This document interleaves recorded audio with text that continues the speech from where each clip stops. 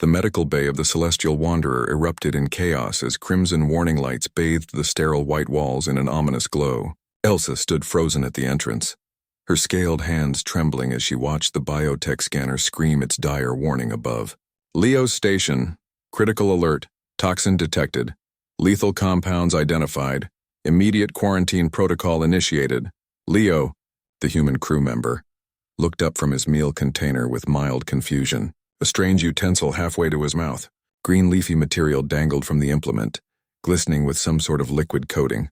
"What's all the fuss about?" he asked, his voice remarkably calm for someone the ship's advanced AI had just declared poisoned. Elsa's translator implant struggled to convey her species' equivalent of absolute horror. As a Drakniri medical officer, she had seen countless toxicological emergencies across 17 cycles of service. Never had she seen someone so relaxed while apparently dying. "Leo, don't move!" She rushed forward, her tail whipping behind her in agitation. "The scanner detected Class 5 toxins in your digestive system. Multiple compounds. How are you still conscious?" Leo glanced down at his meal, then back at Elsa with what she had learned to recognize as amusement in human facial expressions. The corners of his mouth turned upward, a smile they called it. "Oh, this?" He gestured casually at his food container. "It's just a salad." Salad?" Elsa's crest flattened against her skull in confusion. She activated her personal scanner, directing it at the innocuous-looking vegetation. The readout made her blood run cold. "Leo, this contains capsaicin, allyl isothiocyanate, and..." She scrolled through the list, her voice rising with each compound. "Gingerol, piperine, and allicin. Any one of these would kill most spacefaring species. Together, they should have dissolved your internal organs." Leo took another bite, chewing thoughtfully. "Yeah, I might have gone a bit heavy on the hot peppers and wasabi today. Wanted something with a kick, you know? Been craving spicy food since we left Earth Station." The ship's AI, Aria, chimed in with her characteristic synthetic politeness. "Medical Officer Elsa, I must inform you that human Leo's vital signs remain within normal parameters. However, I am detecting elevated levels of endorphins and a slight increase in body temperature." Endorphins. Elsa's mind raced through her xenobiology training. "That's a pleasure response. Aria, run a psychological evaluation. The human may be experiencing toxin-induced euphoria before system failure."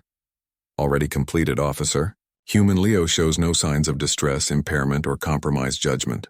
He appears to be enjoying his meal. Elsa stared at Leo, her nictitating membranes blinking rapidly. "This makes no biological sense. These compounds trigger pain receptors. They're designed by Earth plants as defense mechanisms against consumption." Leo wiped his mouth with a cloth napkin, nodding enthusiastically. "Exactly. That's what makes them delicious. The pain is kind of the point. It releases endorphins, natural high, you know? Plus, the flavors are incredible once you build up tolerance." "Tolerance?" Elsa's voice came out as barely a whisper. "You've ingested these poisons before?" "Voluntarily? Since I was a kid. Though I'll admit my mom thought I was crazy when I started putting hot sauce on everything at age 7. Leo's eyes took on a distant, fond quality.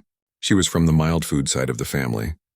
Dad's people, though, they understood the appeal of a good vindaloo. The medical officer sank into the nearest chair, her tail curling around her feet in a posture of overwhelming confusion. In all her training across all the species databases she'd studied, nothing had prepared her for this. "Let me understand this correctly," she said slowly, as if speaking to a juvenile. "Your species actively seeks out and consumes compounds that other species use as weapons or deterrents. You experience pain from these compounds." "Beautiful, burning pain," Leo interjected with enthusiasm. "And this pain somehow translates to pleasure. And this is normal for humans." Leo scratched his head, considering. "Well, not all humans.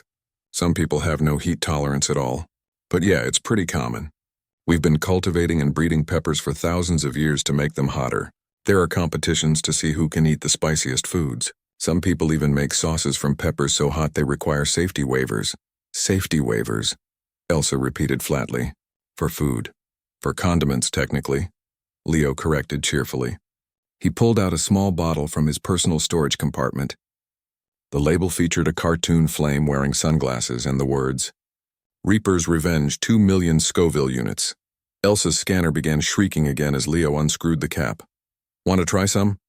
he offered, holding out the bottle. The Drakniri medical officer recoiled as if he'd offered her a live plasma grenade. Are you attempting to murder me? Fair point. Probably should have asked about your species' capsaicin tolerance first. Leo carefully placed a single drop of the crimson sauce on his remaining vegetables. You know what's funny? When I first joined the crew, I thought I'd have to give up spicy food. Figured there'd be no way to get Earth ingredients out here. And yet you found a way, Elsa observed, watching with morbid fascination as he consumed the treated vegetation without any sign of distress.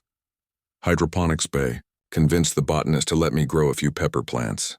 Told him they were for cultural preservation and maintaining morale. Both technically true. Leo's grin widened. He nearly had a heart attack when he accidentally touched a ghost pepper and then rubbed his eye. Had to explain that humans evolved alongside these plants, developed a weird relationship with them. A weird relationship, Elsa echoed, her mind still struggling with the concept. Your species formed a symbiotic bond with organisms that produce neurotoxins. When you put it that way, it does sound strange, Leo admitted. He finished his meal and sealed the container, the biotech alarms finally falling silent. But think about it from an evolutionary perspective.